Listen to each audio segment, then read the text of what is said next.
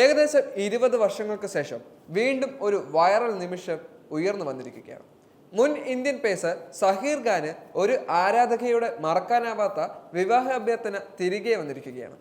2005 ബാംഗ്ലൂരുവിലെ M Chinnaswamy സ്റ്റേഡിയത്തിൽ നടന്ന ഇന്ത്യയുടെ 3ാം ടെസ്റ്റ് മത്സരത്തിനിടെ വിരമിച്ച സ്പീഡ് പേസറായ സഹീർ ഖാനോട് വിവാഹ അഭ്യർത്ഥന നടത്തിയ ആരാധിക അടുത്തിടെയാണ് വീണ്ടും ശ്രദ്ധേയ കേന്ദ്രമാകുന്നത്.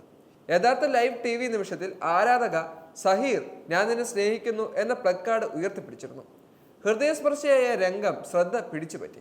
ഇന്ത്യൻ ക്രിക്കറ്റിലെ ഒരു ഐക്കോണിക് നിമിഷമായി അത് മാറുകയും ചെയ്തു.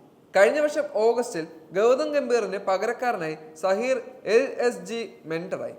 കഴിഞ്ഞ വർഷം ഫൈനലിൽ സൺറൈസേഴ്സിന്റെ ഹൈദരാബാദിനെ പരാജയപ്പെടുത്തി ഇന്ത്യൻ പ്രീമിയർ ലീഗ് നേടിയ കൊൽക്കത്ത നൈറ്റ് റൈഡേഴ്സിന്റെ മെന്ററായി ഗംഭീർ മാറുകയും ചെയ്തു. എന്നാൽ ഗംഭീർ നൈറ്റ് റൈഡേഴ്സ് വിട്ടതിനു ശേഷം ഇന്ത്യൻ പുരുഷ ടീമിന്റെ മുഖ്യ പരിശീലകനായി ചേർന്നു. മുൻ West Indies allrounder Dwayne Bravo Knight റൈഡേഴ്സിന്റെ ഉപദേഷ്ടാവായി ചേരുകയും ചെയ്തു.